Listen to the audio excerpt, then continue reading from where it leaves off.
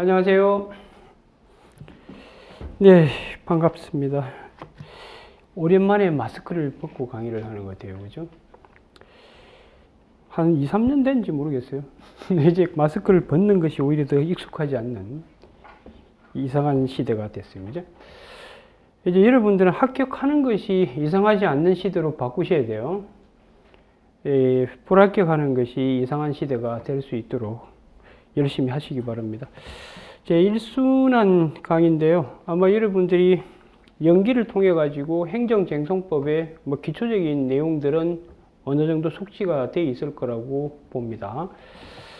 자, 이제 1순환 때는 그걸 바탕으로 해 가지고 이제 본격적으로 여러분 2순환부터는 아마 이제 답안을 좀 작성하고 이렇게 될 거예요.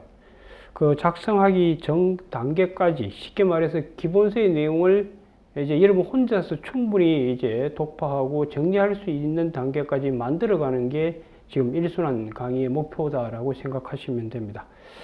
아마 제가 여러분들 자료를 하나 나눠준 게 있을 거예요. 그죠? 그 기출문제집이 하나 있을 거예요. 재본교재. 올해까지 출제됐던, 작년이죠. 작년까지 출제됐던 여러분들의 그 기출문제, 한 10년치 이상이 될 거예요. 너무 과거에 있는 문제들은 현실에 맞지 않기 때문에 제가 다 갖다 버렸고요. 그래서 지금 현실 시험에 지금 부합할 수 있는 것들은 제가 꼼꼼히 해설을 해가지고 다 수록을 해놨을 겁니다. 아마 시중에 나와 있는 어떤 기출 문제집보다 아마 가장 의미 있게 제가 답안을 구성해 놓은 거니까 수업 도중에 연관되어 있는 사례들을 같이 풀어볼 기회가 될 거예요. 아, 사례가 이렇게 풀려가는구나. 이걸 아마 여러분이 느끼실 수 있을 겁니다. 아시겠죠? 그리고 강의 계획표를 잠시 한번 보시면, 계획대로 안 돼요. 알겠죠? 일단 결론부터 말씀드리면, 계획대로 안 되겠지만, 여러분들은 이 계획표에 맞춰가지고 미리미리 좀 예습을 해오시기 바랍니다. 아시겠죠? 그 강의 진도표에 보시면은, 오늘은 아마 행정쟁송법 전체 개관을 좀 해드릴 거예요. 그동안 여러분들이 연기를 통해서 공부했던 내용들을 전체적으로 다시 한번 정리할 수 있는 시간이 되지 않을까 싶어요. 그리고 이제 내일부터 본격적으로 교재를 가지고 수업을 진행하게 될 겁니다. 그리고 연간 계획을 제가 그 밑에 쭉 적어 놨을 텐데, 보시면 아시다시피 GS 2순환부터 이제 여러분이 답안 작성 연습에 본격적으로 들어가게 될 거예요. 근데 아마 그 밑에 좀 답안 작성 연습에서 GS 1순환 때 모의고사를 3회 정도 실시한다고 되어 있는데 상 봐가면서 여러분에게 한번 테스트를 시킬 거예요. 그래서 답안을 한번 구성해보고 이렇게 하시기 바랍니다. 근데 본격적인 것은 GS 2순환부터는 이제 여러분이 실전 답안을 이제 써볼 수 있도록 여러분이 준비를 하셔야 될 겁니다. 하여튼 여러분들 답안 쓰는 걸 자꾸 뒤로 미루면 안 돼요. 계속 미루면 아마 합격은 한 100년 걸릴 가능성이 있어요. 그러니까 뭐든지 빨리빨리 당겨가지고 답안 작성할 수 있도록 하시기 바랍니다. 아시겠죠? 그리고 여러분들, 양이 그렇게 많지가 않아요. 여러분들 행정법 중에서 이제 행정쟁송법만 하는 거기 때문에 양은 그렇게 많지는 않지만 결론부터 말씀드리면 행정법에서 가장 어려운 부분이 또 어디냐고 하면 바로 이 행정쟁송법 파트예요. 그래서 행정법 전체 내용 중에 여러분들은 쟁송법만 따로 분리해서 시험을 치르기 때문에 앞쪽 부분이 다 생략되어 있잖아요. 그죠? 그렇기 때문에 이 쟁송법을 바로 탁 접하게 되면은 뭐야 이런 표현을 할 가능성이 상당히 높아요. 그렇긴 하더라도 이제 관련되어 있는 부분들은 제가 연결시켜서 설명을 하게 될 테니까 아무 여러분들이 걱정하지 말고 쉽게 따라올 수 있도록 제가 만들어 드리겠습니다. 아시겠죠? 자, 좋습니다. 일단 교재는 여러분들 제가 본 행정쟁송법 기본 교재가 하나 있을 거고요. 그 다음 곧 이어가지고 여러분들 행정쟁송법 아마 사례집이 그것도 출간이 될 겁니다. 될 거고, 그 다음 제가 임시로 여러분에게 아까 자료, 기출문제집을 제가 제본 형태로 여러분에게 이번에 나눠드렸던 거고, 이 부분도 곧 아마 여러분 사례집이 나오면 그게 또 반영이 돼서 같이 들어가게 될 겁니다. 알겠죠? 연습하기에 가장 좋은 건 제가 보기엔 이제 기출 사례가 가장 좋아요. 가장 좋은 거고, 그 다음에 이제 각종 국가고시에 이제 행정쟁송 파트와 연관된 문제들이 꽤 많이 있어요. 그것도 상당히 좋은 문제들이 많기 때문에 그런 문제들도 아마 제가 그 행정쟁송법 사례집 출간할 때 그런 문제들도 같이 병행해서 수록이 되게 될 거예요.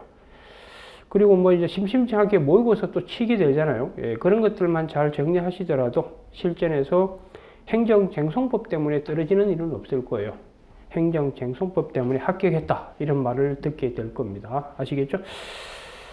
제가 지금 이쪽 분야의 강의를 시작한 것이 이제 2023년이 뭐 바로 시작이라고 생각해도 과언이 아니겠지만, 제가 여타 각종 고시에서는 뭐 거의 지금 한 20년 가까이 강의를 해왔기 때문에 행정쟁송법에 대해서는 누구보다도 여러분에게 선명하게 전달해 드릴 수 있을 겁니다. 아시겠죠?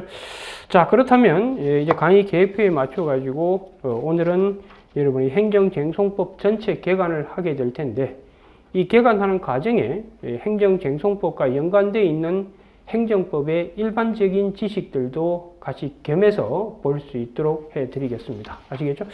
네, 좋습니다. 자, 칠판을 좀씩 보시기 바랍니다. 일단 행정법이라는 게 어떤 놈인지부터 해서 결국 우리가 행정쟁송법을 왜 배우게 되는지, 이걸 여러분이 이제 인식하게 될 텐데요. 자, 일단 행정법은 기본적으로 국가가 공익 달성을 위해서 숱한 행위를 하는 과정에서 빚어질 수 있는 것을 이제 법적 시각에서 우리가 규율 하고 있는 거거든요. 행정법이 왜 생겼느냐, 이래 생겼어요. 원래 행정법은요, 이 원리를 잘 이해하시기 바랍니다. 원래 행정법은요, 이렇게 해서 만들어진 거예요. 과거 우리 절대군주 시대 때, 잘 보세요. 절대군주 시대 때 왕이 국민을 향해서, 앞으로 A는 국민이에요. 국민을 향해서 숱한 행위를 했었어요. 이때도. 그죠? 국가가 있으면 국가가 하는 일이 있겠죠. 그걸 우리는 총칭해서 뭐라고 그러냐면 행정이라고 한다고요. 그래서 이 시대 때도 행정은 존재했었어요. 이렇게 행정이 있었던 거고. 근데 이 행정은요, 법의 지배를 전혀 받지 않고 왕이 마음 내키는 대로 했었다고요. 그래서 우리가 절대군주 시대고요. 이 시대를 뭐라고 그러냐면 인치의 시대다. 사람이 사람을 다스렸다는 거예요. 법에 의해서 다스린 것이 아니고요. 그래서 이때는 이 행정은 법의 지배를 받지 않았어요. 법이라는 게 없었어요. 마음대로 했다고. 계속 쉽게 말하면 국민들이 돈을 벌어봤자 왕이 언제든지 돈을 뺏어갔다고요. 즉 쉽게 말해서 재산권이라는 국민의 권리가 법적으로 전혀 보호되고 있지 않았던 시절이라고요. 그러다가 이제 여러분들 그 유명한 뭐가 터지죠? 시민혁명이 터진다고요. 터지면서 이래는 못 살겠다 이래가지고 이제 들고 일어나죠. 일어나가지고 만들어진 게 뭔지 아시죠? 자기들의 대표자를 뽑잖아요. 그게 오늘날의 국회가 되는 거라고요. 그래서 이 A라는 국민들이 이제 오늘날의 대표자를 뽑아서 국회를 만들어내는 거예요. 국회가 한 일이 뭐겠어요?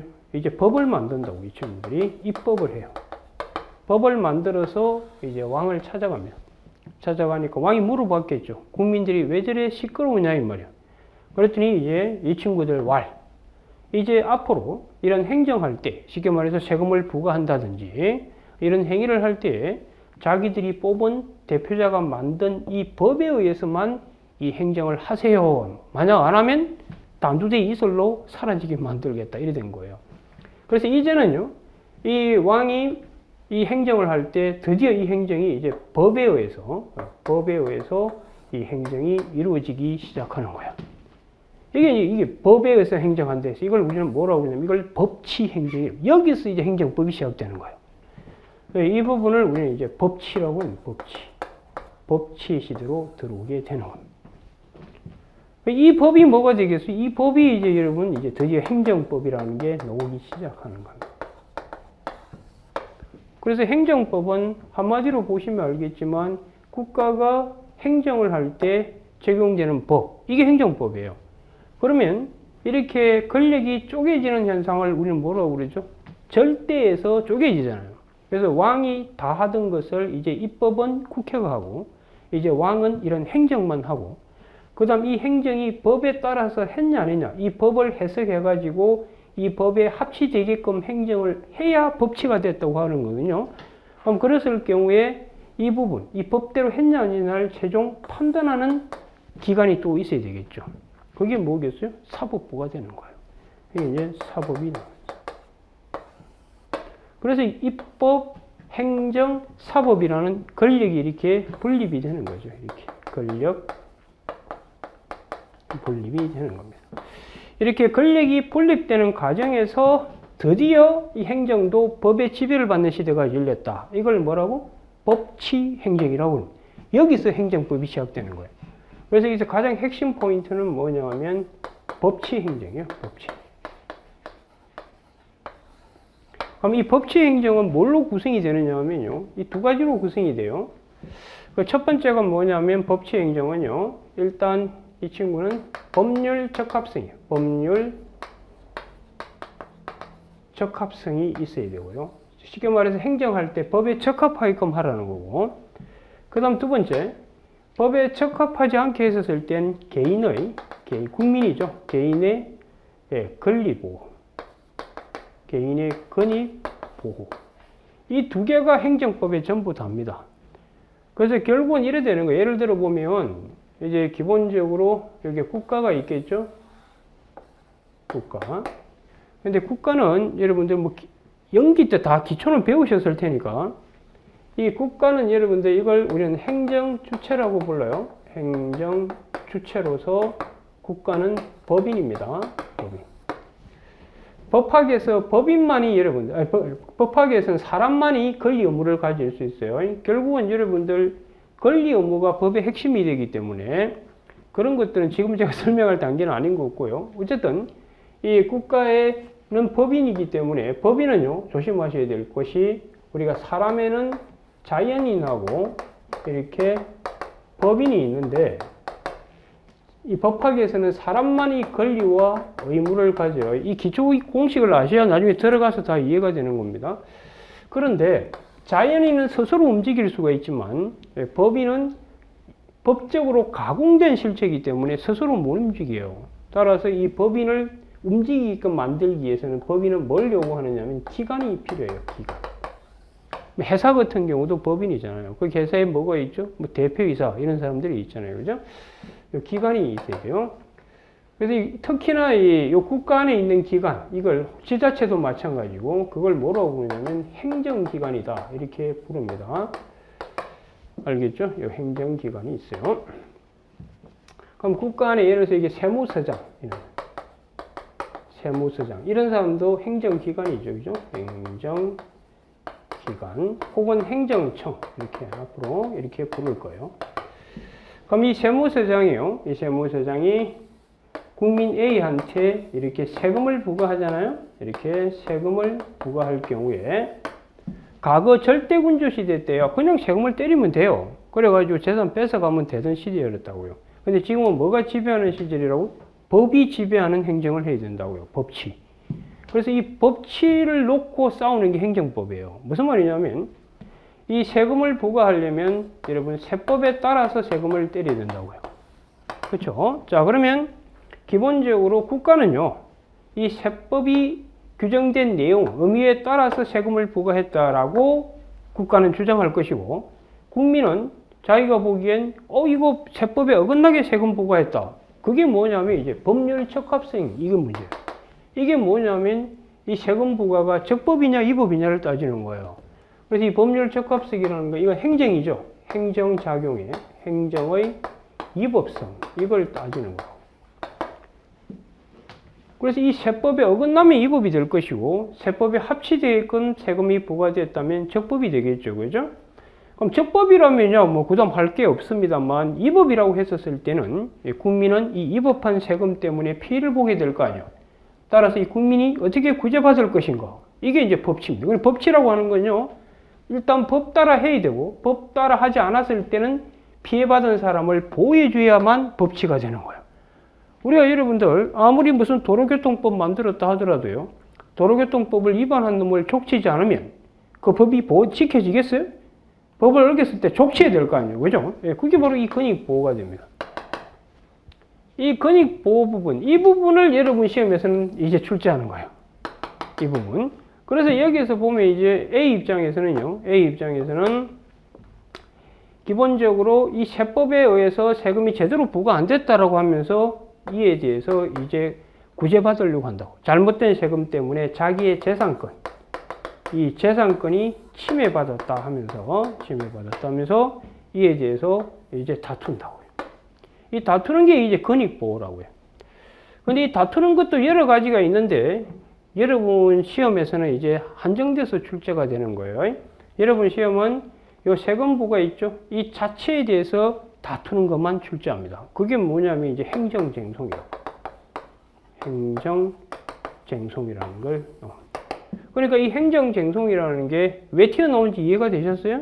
그래서 결국은 이게 뭐냐면 행정법이라고 하는 것은 결국은 법치 행정을 놓고 국가하고 국민이 싸우는 게 행정법이라니까요.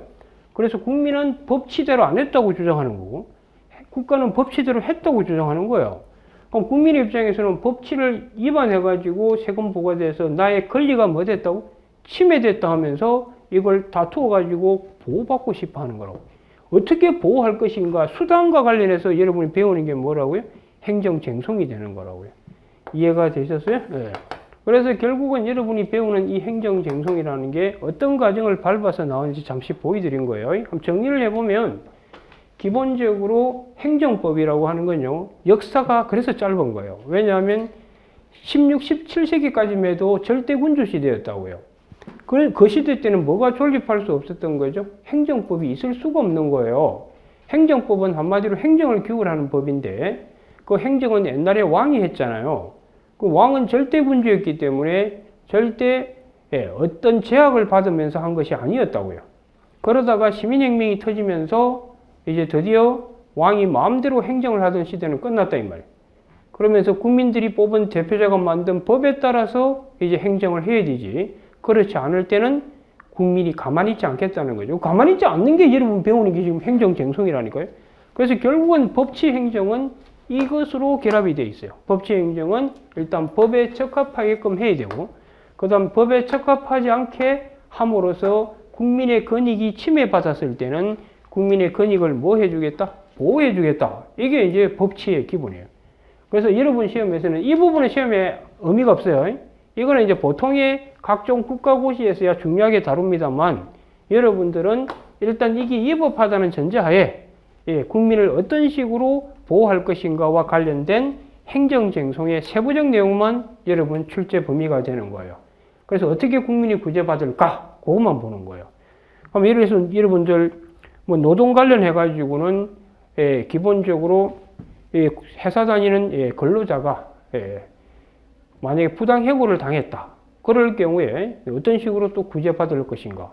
그럼 가만히 생각해보면 회사와 여러분들 관계는 사법관계이기 때문에 국가가 들어올 수 없을 것 같잖아요. 그런데 이제 노동관계법에 보면 국민이 국가 힘을 빌려서 그걸 구제받을 수 있도록 해놨다고요. 그런 것들도 여러분이 들어가서 이제 세부적으로 배우시게 될 겁니다. 아시겠죠? 그런데 기본적으로는요. 어쨌든 행정법은 이런 틀 속에서 움직이게 되는 거예요. 그래서 요걸 가지고 이제 여러분들이 세부적으로 공부하게 될 겁니다. 아시겠죠? 예, 좋습니다. 자, 그러면 기본적으로 행정쟁송이 뭔지 구체적인 틀을 같이 한번 잡아보도록 하겠습니다. 자, 이쪽으로 오세요. 그러면 이제 요걸 자체를 다투는 게 이제 행정쟁송인데, 일단은요, 이걸 한번 봅시다. 기본적으로 행정법을 간단히 좀 더 보시게 되면 이래 돼요. 기본적으로 행정법은요, 요 세법에 따라서 세금을 부과하게 되면, 그걸 우리는 적법이다, 위법이다, 이렇게 판단하는 기준이 되는데, 그걸 떠나서 먼저 그 전에 한번 보도록 할게요. 요걸 일단 내버려 두고요. 이걸 한번 정리해 볼게요. 자, 앞으로 이제 제가 어떻게 할 거냐면, 국가라고 표현하지 않고요. 그 안에 실제로 누가 행동한다고? 행정청, 뭐 세무서장이다, 경찰서장이다, 뭐 각부 장관이다, 이런 자들이 이제 행정을 하게 될 거라고요. 그럼 그 누가 곧 한 것처럼 된다? 국가가 한 것처럼 되는 거예요. 자, 그러면 이제 이게 행이라고 쓸게요. 앞으로 행이라고 쓰고, 그 다음에 이 행 안에, 이 행은 이제 안에 어디에 들어가 있는 거죠? 이게 국가 안에 이렇게 들어 있는 거고, 그러면 행이 이제 직접적으로 국민 A한테 어떤 행정작용을 이렇게 하게 되는 거예요. 이 국가를 뭐라고 부르냐면 행정법에서 행정주체라고 부르고요. 예, 국가는 기본적으로 법인이에요. 법인으로서 사람이다. 이걸 일단 아셔야 되고. 그 다음 이 행정기관, 행정청은요. 이 친구들은 이건 사람이 아니에요. 사람이 아니에요. 사람만이 제가 아까 얘기했지만 권리와 의무라는 걸 가져요. 그 다음 이제 이 친구는 사람이 아니고요. 따라서 뭐만 갖느냐 하면 권한만 가져요. 권한만 있다라는 거. 권한이라는 건 사무분배의 범위를 이야기하는 거예요. 어떤 일을 하도록 배분받았는지 그걸 이야기하는 거고요. 자, 이런 이제 행정청이 국민 A를 향해서 행정작용을 하게 돼요. 아시겠죠? 그래서 이 행정작용할 때 법이 적용되겠죠. 그죠? 법. 그리고 이 실제로는요, 이 행정기관을 구성하는 자연인이 있어요. 이걸 구성자. 구성자를 뭐라고 하냐면 공무원이라고 부르는 거예요. 여러분들 위해서 세무서장 김갑동이 있으면 이래요. 이게 국가가 있죠. 그 다음 세무서장이 있죠. 그럼 세무서장 김갑동 이렇게 있으면 국가는 행정주체가 되고요. 그 다음 세무서장은 행정기관 혹은 행정청이 되고요. 세무서장 김갑동 할 때 김갑동은 뭐가 된다? 공무원이 돼요. 그래서 이 공무원은 사람입니다. 공무원은 사람으로서 권리와 의무를 가질 수 있습니다. 일단 행정법 공부할 때 기초 지식은 좀 알아두셔야 되니까. 자, 그래서 이 행정청이 국민 A를 향해서 행정작용을 하게 되고요. 그래서 이 부분이 있죠.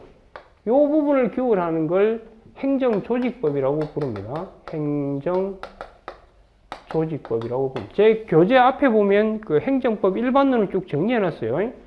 그 부분을 읽어 나가는 데 있어서 도움되도록 제가 감시 보여드리는 겁니다. 원래 행정법의 개념이 이거예요. 행정에 관한 조직, 그 다음 작용, 그 다음 구제에 관한 국내공법. 이걸 이제 행정법 개념 정리를 이렇게 내립니다. 그래서 이 조직, 행정을 하기 위해서는 조직된 국가가 있어야 된다고요. 그래야 행정을 할 거 아니에요. 그죠? 그래서 그걸 규율하는 법을 행정조직법이라고 해요. 이 행정조직법은 뭐 하느냐 하면 국가 안에 있는 행정기관을 만들고 이 행정기관한테 어떤 권한을 배분할 것인가 그걸 정하는 법을 무슨 법? 행정조직법이라고 그러는 거예요. 대표적인 법이 정부조직법이라고 해요. 여러분 대통령 선거 끝나고 나면 가장 먼저 개정하는 게 정부조직법이에요. 이 정부조직법 통해서 그동안 있던 기관이 없어지기도 하고요. 무슨 해양수산부 장관이 없어지기도 하고 새로운 부서가 생기기도 하고 그러잖아요. 그게 행정조직법이에요. 아시겠죠? 이 행정조직법에 의해서 어떤 행정기관이 어떤 일을 배분받는다고. 국방부 장관은 어떤 일을 하도록 배분받았죠? 국방을 지키는 일과 관련된 걸 배분받는. 그걸 권한이라고 하는. 그럼 세무서장은 세금 관련된 걸 할 수 있도록 권한을 배분받고 있겠죠. 그죠? 네, 그런 걸 얘기하는 거예요. 그렇게 조직된 국가가 이제 공익 달성을 위해서 행정작용을 합니다. 국가는요, 앞으로 여러분 공익을 대변합니다. 이 친구는 공익을 대변하는 거예요. 전체 이익을 위해서 움직이는 거고, 그 다음 국민이죠. 국민은 사익을 위해서 움직이게 될 겁니다. 자기 개인의 이익이죠. 이것도 앞으로 행정법 공부하면서 계속 언급이 될 겁니다. 자, 그 다음 이쪽으로 볼게요. 그 다음에 이제 이 행정작용을 뭐에 의해서 해야 된다? 법에 의해서 해야 돼요. 법. 왜냐면 이 법에 의해서 행정작용을 한다. 이걸 줄이면 뭐라고 한다? 이걸 법치행정이다. 이게 바로 법치행정이다. 이렇게. 그럼 국가는 숱한 행정작용을 하게 되는데 이 숱한 행정작용에 보면 뭐가 있냐면 여기에 보면 여러분 행정입법이라는 게 있고요. 행정입법이라는 게 있고 그 다음 행정행위라는 게 있어요. 행정행위. 그 다음 기타 여러 작용들을 앞으로 자주 접하게 될 겁니다. 그럼 이 행정입법은요. 원래 법은 국회가 만들지만 오늘날은 행정부 자체에서도 많은 법을 만들어요. 그걸 행정입법이라고 그래요. 여기에 법이 있잖아요. 이 법. 이 법에는 행정입법도 들어갈 수 있습니다. 그런데 어쨌든 행정입법도 행정부가 하는 작용이라고요. 그런데 이 법, 이걸 우리는 행정법의 법원이라고 그래요. 행정법의 법원이다. 뭐 노동기본법부터 해서 그 다음 세법부터 해서 도로교통법 있죠. 이런 거 다 합쳐가지고 행정작용에 적용되는 법의 총체, 그걸 행정법의 법원이라고 그러는 겁니다. 그럼 법치할 때 법의 전부다 이렇게 이해하시면 돼요. 이 법에 합치하게끔 행정을 하라. 그게 이제 법치행정이 되는 거니까요. 근데 이 행정작용의 대표적인 것들이 이런 거고, 이 중에 가장 중요한 게 이겁니다. 행정행위. 이게 이제 딴 말로, 독일어는 이제 VA 줄여가지고, 여러분 앞으로 계속 공부할 때 이거랑 거의 같은 말이, 거의 유사 말이 뭐냐면, 처분이란 말을 계속 배우게 될 겁니다. 알겠어요? 예. 그래서 이 행정작용 중에 가장 중요한 것이 요 행정행위다. 요걸 이해를 하셔야 돼요. 뭐 기타에 보면 다양한 것들을 앞으로 좀 접하게 돼요. 기타에 보면 여러분들 뭐 학약이라는 것도 접하게 될 것이고요. 그 다음 또 뭐도 접하느냐 하면 뭐 공법상 계약이라는 것도 있고, 공법상 계약이라는 것도 있고, 그 다음 행정계획이라는 것도 배우고요. 행정계획. 그 다음 뭐 사실행위 이런 것도 앞으로 접하게 돼요. 사실행위. 그 다음 뭐 행정지도 이런 것들. 이런 것들 나올 때마다 무슨 의미인가를 제가 간단히 언급을 할 겁니다. 왜냐면 여러분 이거 다 생략하고 뒤쪽 쟁송만 공부를 하기 때문에. 근데 이런 것들이 뭔지를 알아야만 쟁송 문제를 푸는데 많은 도움이 되기 때문에 그래요. 숱한 행위들을 이제 배우게 된다고요. 아시겠죠? 그리고 이 행정작용을 할 때 여기에다가 하나 더 갖다 붙이는 혹도 있어요. 그걸 뭐라고 하냐면 부관이다라고 이야기합니다. 부관. 뭐 허가를 하면서 허가해주는 대가로 네가 가지고 있는 집을 국가에게 갖다 바치라. 이런 혹을 붙인다. 이 부관도 행정작용입니다. 이것도. 그래서 요 자체만에 대해서 쟁송을 제기할 수 있다고요. 우리 행정쟁송할 거잖아요. 그죠? 이 부관 때문에 A가 슬퍼지거든. 그래서 이 부관 부분도 여러분이 들어가서 자세히 공부하셔야 돼요. 아시겠죠? 아직 직접적으로 여러분 시험에서 묻고 있지는 않은 것 같더라고요. 곧 출제가 되지 않을까 이런 생각이 듭니다. 이해가 되셨죠? 그래서 이 행정작용하면서 혹을 붙일 수도 있다. 그걸 아셔야 되고, 그럼 이 행정작용을 학자분들이 학문적 시각에서 국가가 국민을 향해 하고 있는 숱한 행위들을 학문적 시각에서 기본적인 속성이 유사한 것끼리 뭉쳐가지고 이름표를 붙이는 거라고. 그래서 이런 속성이 있는 것은 실제 어떻게 실무에서 이름이 불리다 하더라도, 법에서 불린다 하더라도 이건 그냥 묶어서 다 행정행위라고 하자. 이런 속성이 있는 건 행정입법이라고 하자. 저런 속성이 있는 건 학약이라고 하자. 이런 식으로 학문적으로 정의를 내리는 겁니다. 그래서 여러분들은 기본적으로 행정법 풀어갈 때에 이런 것들의 개념을 정확하게 좀 인식을 할 필요가 있습니다. 쉽게 말하면 여기 앉아있는 친구들이 다 사람이 아니에요. 사람 맞지? 얼굴은 다르고 이름표도 다르고 다 다릅니다만 사람이라고 할 수 있는 건 뭔지 모르지만 우리가 사람의 개념을 알고 있는 거죠. 그 개념에 부합하기 때문에 겉모습은 조금씩 다르고 이름도 다르지만 다 묶어서 뭐라고 할 수 있다고? 사람이다 할 수 있는 것처럼 숱한 행정작용 중에 보면 여러분들 세금을 부과한다, 아니면 음주운전했다고 운전면허를 취소한다, 아니면 기본적으로 도로 점령 허가를 해준다, 단란주점 허가 해준다. 이걸 다 묶어서 뭐라 하냐면 행정행위라고 그래요. 명칭은 다 다른데 왜 행정행위냐고요? 그건 행정행위 개념에 딱 맞아 떨어지니까 그런 거라고. 알겠죠? 무슨 말인지? 네, 좋습니다. 그래서 기본적으로 이런 숱한 행위들을 할 때에 이 법에 맞춰서 행정작용하라. 이게 뭐라고? 여기 있는 행정의 이법성, 적법성을 가름하는 법률 적합성이 되는 거라고요. 알겠죠? 그래서 이쪽으로 쭉 오면은 그럼 이걸 다 지켜가지고, 쉽게 말해서 이게 와가지고 여기서 보면 법치행정을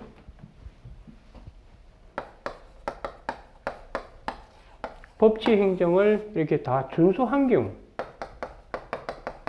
법치행정을 준수하지 않은 경우 이렇게 나뉠 수 있는 거라고요.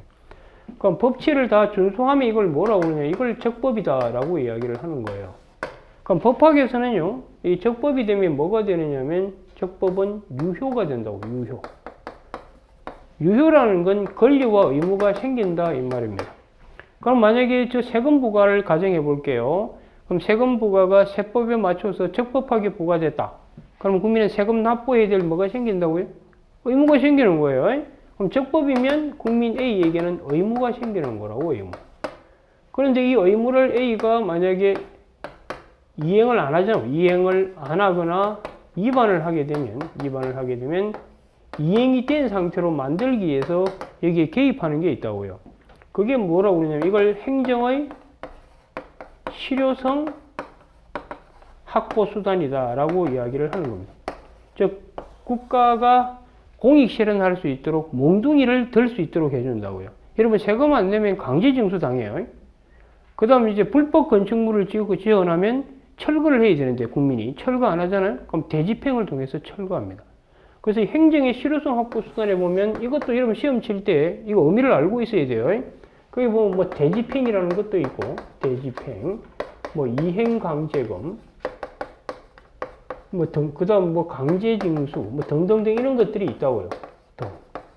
이런 것들도 하나의 뭐가 되느냐면 이것도 하나의 행정작용이에요. 국가가 국민을 향해 몽둥이를 휘두르는 행정작용이라니까요. 그래서 이것들도 하나의 뭐가 되느냐면 행정작용의 일환이 되고, 그래서 이것들도 행정작용법에 의해서 적용받습니다. 이 조직을 규율하는 법이 뭐다? 행정조직법이잖아요. 이게 행정조직법이고, 이 작용을 규율하는 걸 우리가 보통 접하게 되는 행정법은 다 행정작용법이에요. 무슨 도로교통법이 됐든 세법이 됐든 다 행정작용법이에요. 행정작용법. 그 다음 이 구제를 규율하기 위해서 이걸 우리 이제 여러분 시험 배우는 거라고. 이게 여러분 시험이에요. 구제. 여기 이제 행정구제법이라고.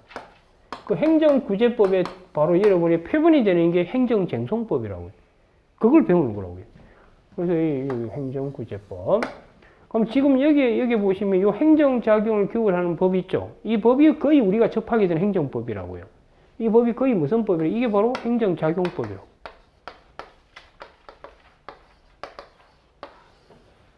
알겠죠? 무슨 말인지, 그것까지. 자, 그럼 이쪽으로 잠시 오보실래요?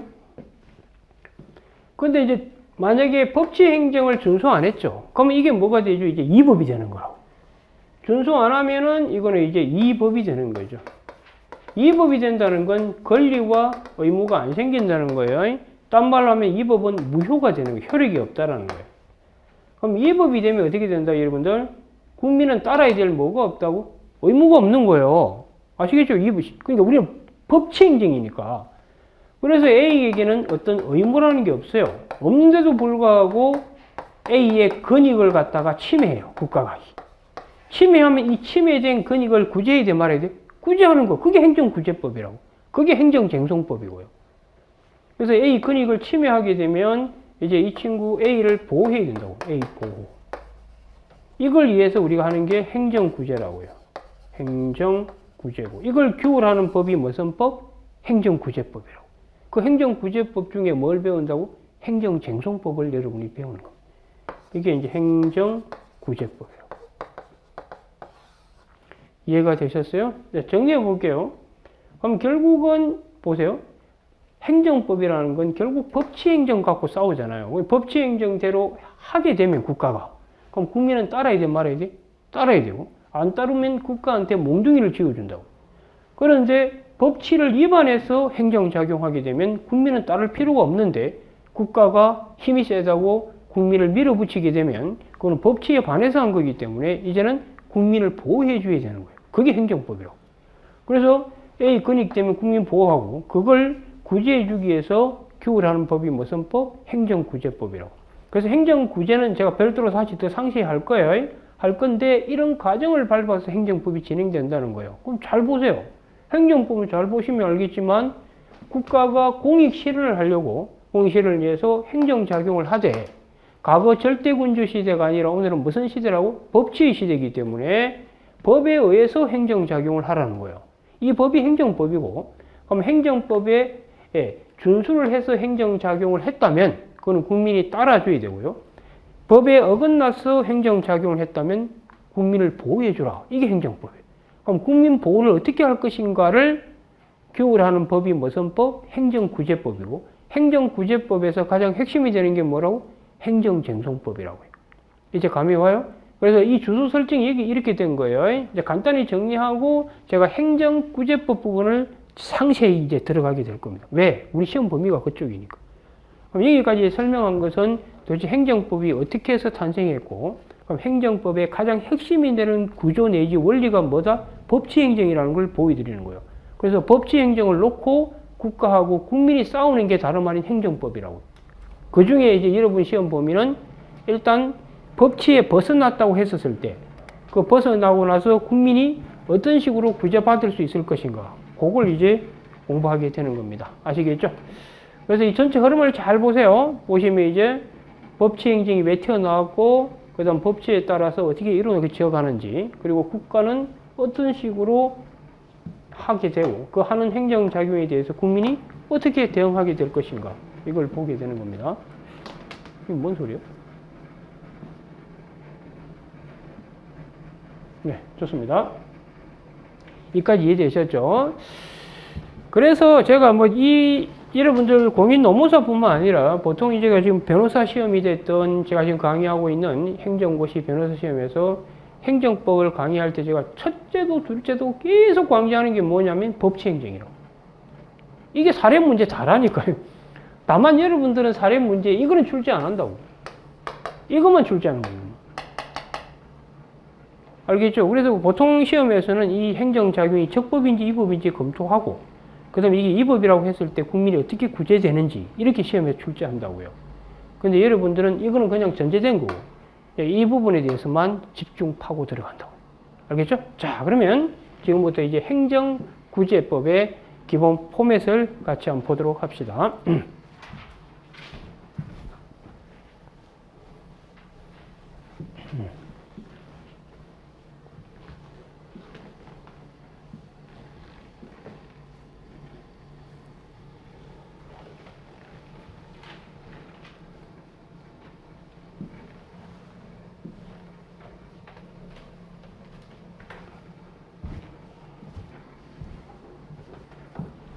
자, 이제 행정구제법으로 넘어왔어요. 가장 핵심이 이제 행정구제법이니까. 행정구제법. 자, 행정구제법이 뭔지 좀 설명드린 다음에, 그 다음 제가 뭐 할 거냐면, 이제 행정쟁송법의 전체적인 설계도를 제가 보여드리게 될 겁니다. 지금 과정이 어떻게 밟아가는지 아시겠죠? 지금 1단계 지금 뭐 하냐면, 행정법이 뭔지 잠시 보여드린 거예요. 한마디로 뭐라고? 법치행정이다. 그걸 놓고 국가하고 국민이 싸우는 것이 다름 아닌 무슨 법? 행정법이다. 이걸 이해한 거고. 그 중에 특히 우리는 지금 구제법, 구제. 쉽게 말해서 법치행정에서 법률 적합성과 개인 권익보호, 이 두 가지 부분이 있는데, 개인 권익보호, 이 부분만을 우리는 따로 떼서 공부하게 될 겁니다. 그럼 이제 행정구제법인데, 이래 되는 거예요.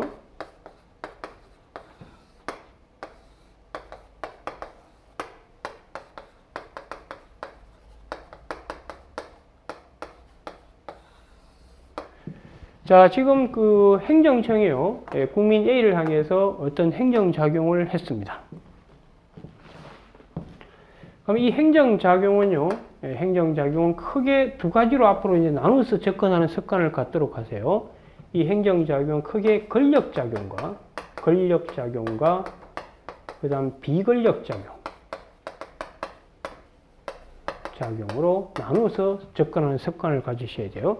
여러분들이 기본서에 잠깐만요.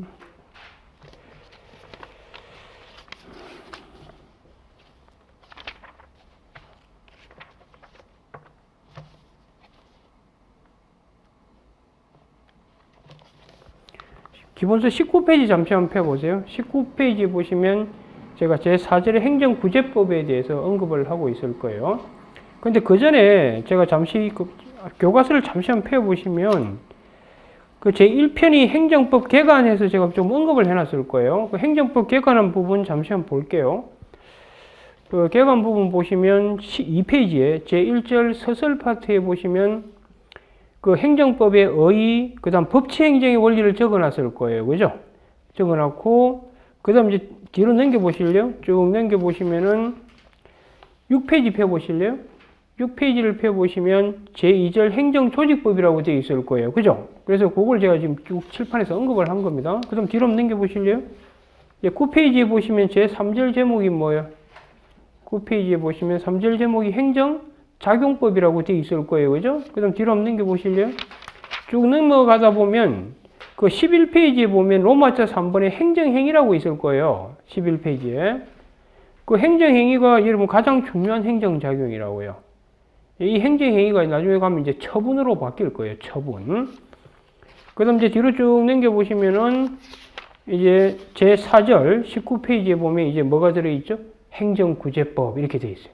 그래서 지금 오늘 제가 간단히 지금 한 30분 정도에 걸쳐서 설명드린 것이 지금 이 18페이지까지 설명을 다 한 거예요. 그리고 19페이지도 20페이지까지 설명이 다 끝난 거예요. 끝난 거고, 다만 이제 행정구제법만 별도로 제가 좀 더 상세히 언급을 하려고 하는 거예요. 그 안에서 이제 우리가 뭘 끄집어낼 거라고 행정쟁송법을 끄집어낼 거거든요. 그래서 어떻게 흘러가는지를 잠시 보여드리려고 하는 겁니다. 자, 칠판 잠시 보시면,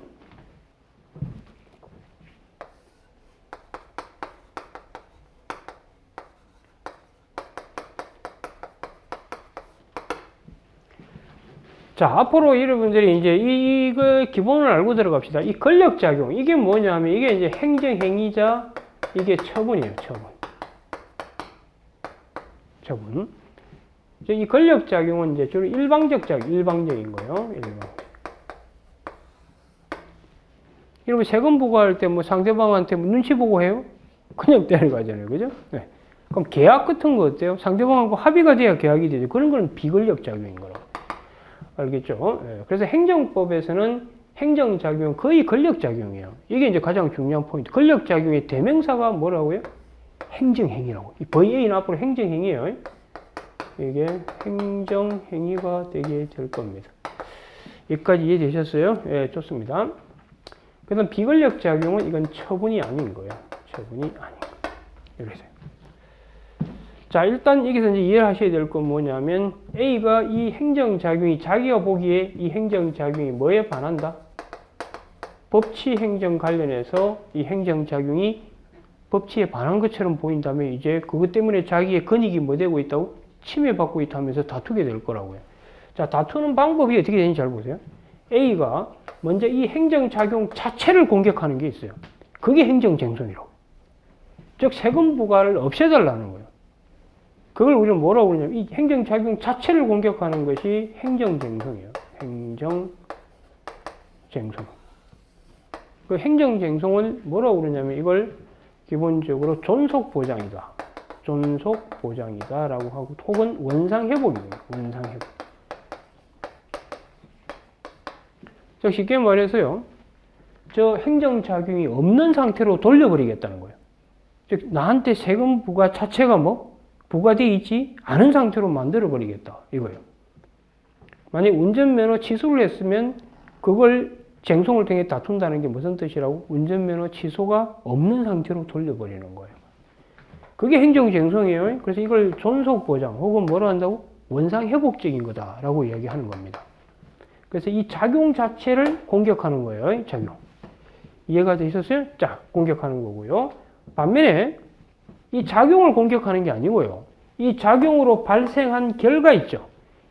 예를 들어서 여러분 잘못된 세금 부과 때문에 피해를 볼 수 있잖아요. 그 피해 본 부분에 대해서 금전적으로 보전받는 거. 그게 이제 대표님이 뭐냐면, 이 발생한 결과에 대해서 금전적 피해가 생겼다. 이에 대해서 재산 혹은 이 발생한 결과 혹은 재산 혹은 비재산적 피해가 생겨요. 이 피해가 생겼을 경우에 이에 대해서 이제 돈으로 보전받는 거, 이에 대해서 이 부분에 대해서 작용 자체를 다투는 게 아니에요.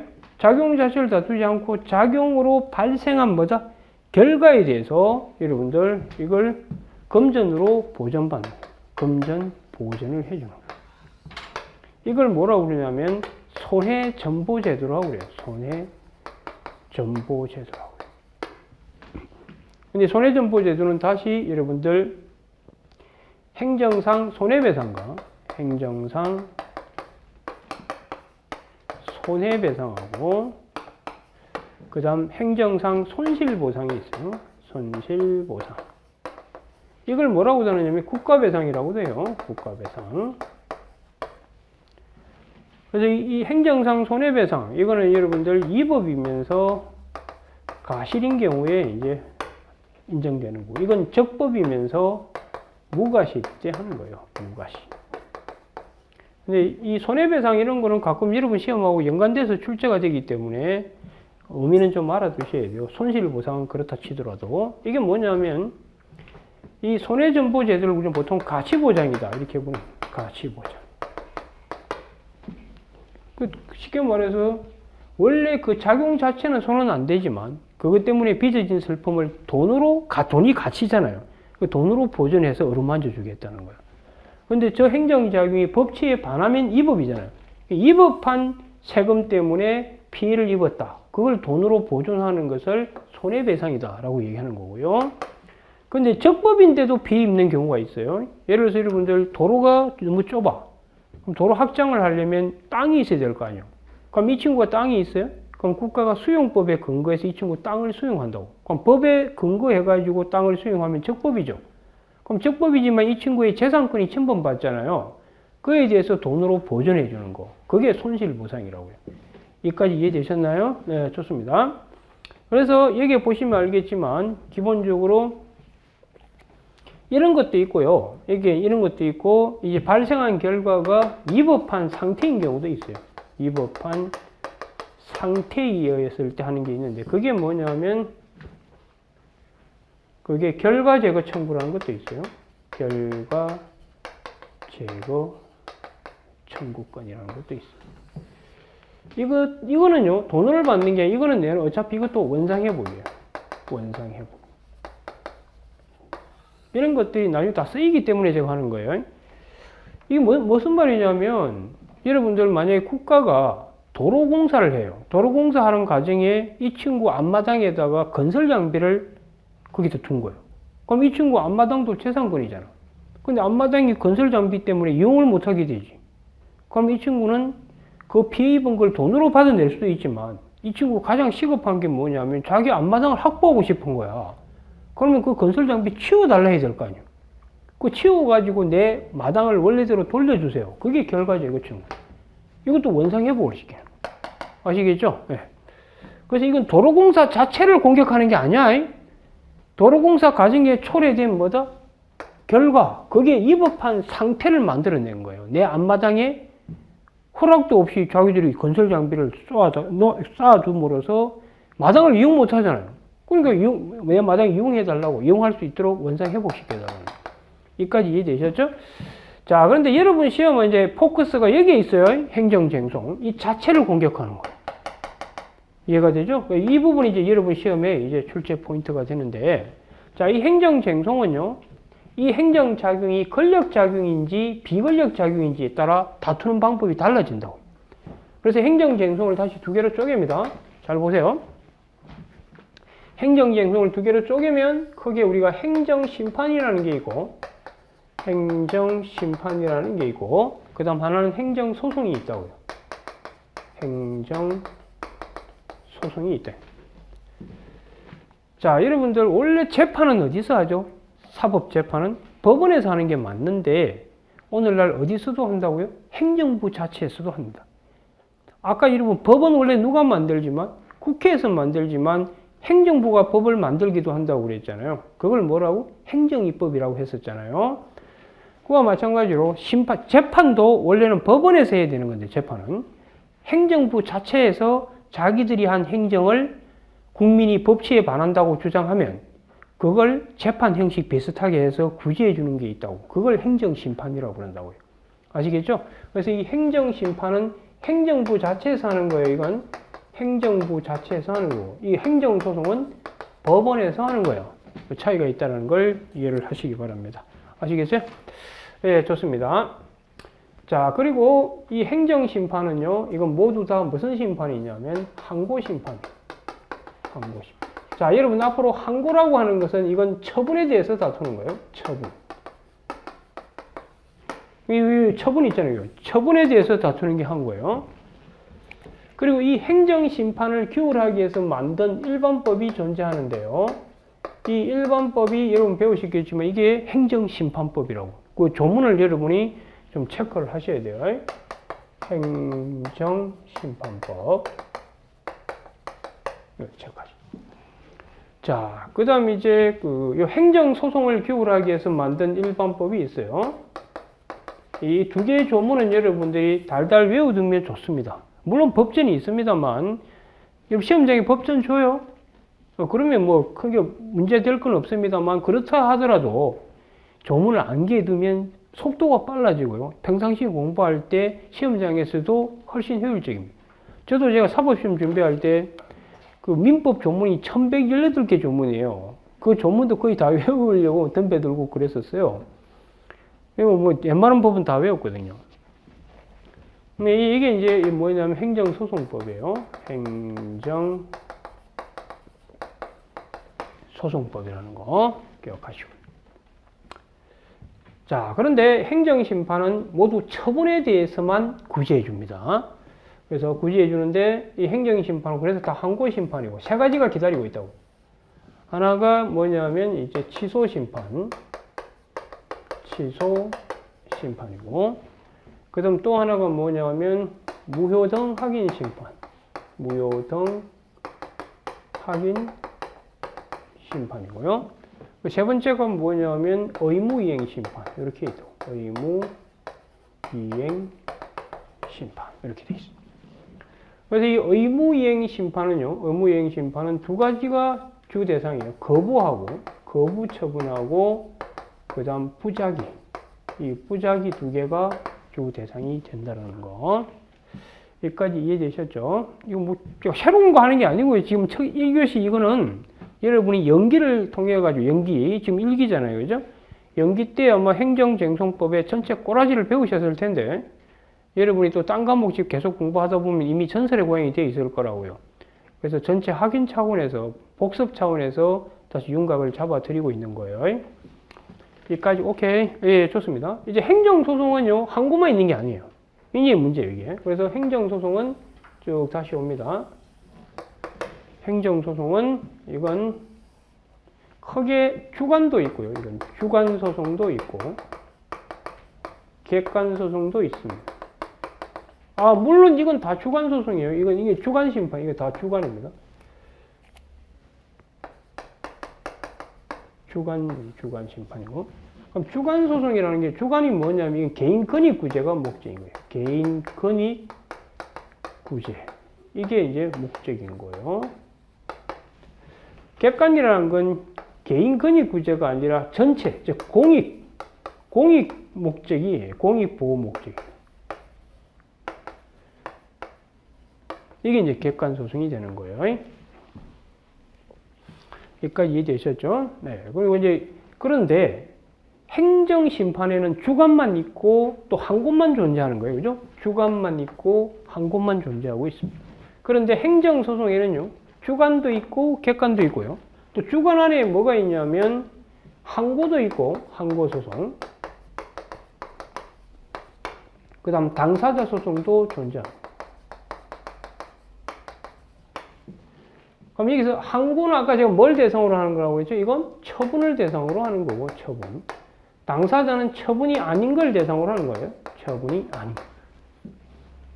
그리고 이 항고소송 안에는 다시 세 가지로 구성이 되어 있어요. 취소소송, 그 다음 무효등 확인소송. 여기까지는 똑같아요. 이거 보세요. 취소심판, 무효등 확인심판. 심판을 소송으로만 바꾸면 되는 거니까. 이제 다른 게 하나 있어요. 그게 뭐냐, 여기는 부작위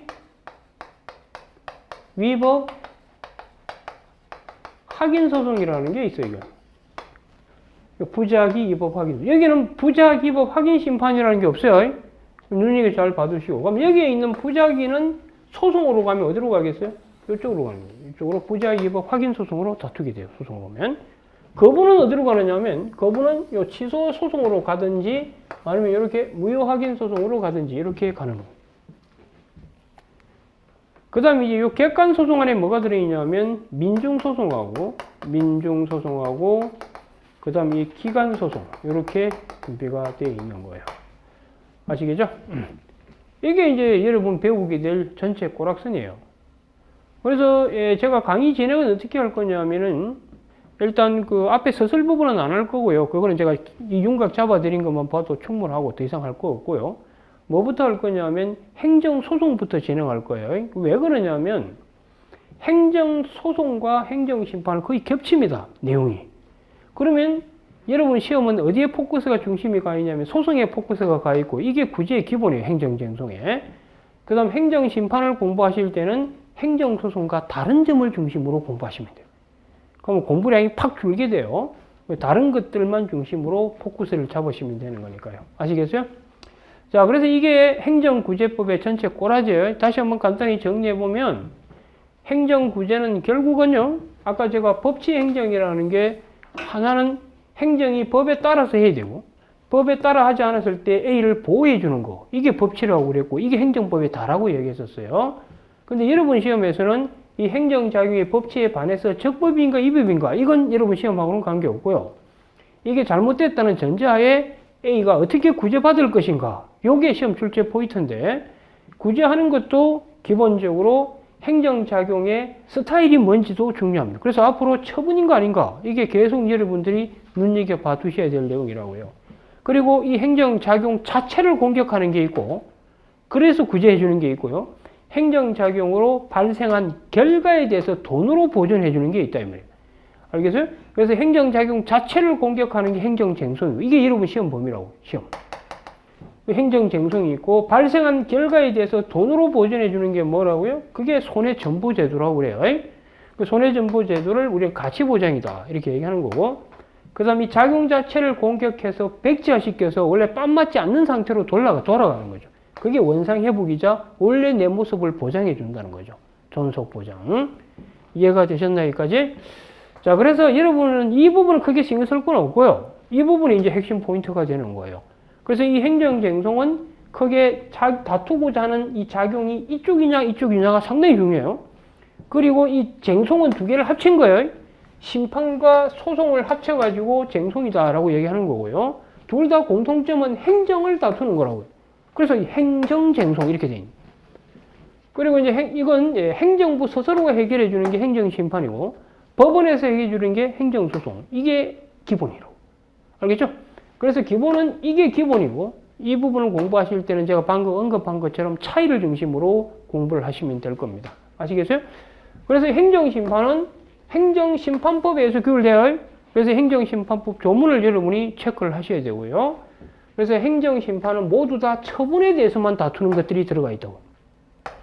그래서 이게 항고심판이고, 이 세 가지 스타일이 있다는 걸 기억하시기 바랍니다. 반면에 행정소송은 법원에서 하는 거고요. 이걸 규율하기 위해서 만든 법이 행정소송법이라고 해요. 그래서 이 행정소송은 행정심판과 달리 크게 이거는 주관과 항고만 있지만 여기는 주관도 있고 객관이 있다. 주관은 개인 권익 구제를 목적으로 하는, 이게 기본입니다. 근데 공익을 위해서 제기하는 건 이건 이례적인 거예요. 아시겠어요? 이례적이고. 그래서 이 주관 소송을 지배하는 건 이건 개괄주의예요. 개괄주의. 이건 특단의 경우가 아닌 이상은 다 할 수 있도록 허용이 된다고요. 요건만 갖추면. 반면에 이 객관 소송은 이건 열기주의를 취하고 있어요. 입법자가 특별히 허용할 때만 됩니다. 이례적이기 때문에. 이걸 보통 객관소송 법정주의라고 불러요. 객관소송 법정주의다. 이렇게 부르고 있다는 거. 그리고 이제 행정소송에서 주관소송은 이렇게 항고소송과 뭐가 있다는 거? 당사소송이 있다는 거. 항고는 처분을 다투는 거고, 당사는 처분이 아닌 거에 대해서 다툽니다. 그 당사소송도 두 개가 있어요. 당사소송은 확인소송하고 이행소송이 존재하고 있습니다.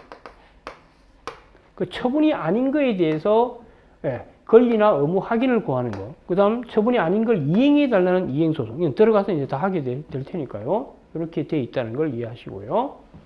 그 다음 이제 항고소송은 다시 취소, 무효확인소송, 부작위소송이 있는데, 심판과 다른 점은 이 부분이 좀 다르다는 점을 정확하게 기억하시고. 객관소송 안에는 민정소송, 기관소송 이렇게 되어 있다고요. 알겠죠? 자, 그러면 여기까지 해서 이제 제가 기본적인 틀은 잡아드린 거예요. 간단히 정리하고 잠시 쉬었다가 이제 행정심판 전체 체계, 행정소송의 전체적인 체계를 잡는 것이 오늘 강의의 목적이 될 겁니다. 그래서 제가 지금 쭉 정리해드린 건 출발이 그거예요. 행정법은 법치행정에서 시작해서 법치행정으로 끝난다는 거. 그걸 잘 이해하시라고요. 그런 다음에 실질적으로 큰 파트가 조직작용 구제가라는 거.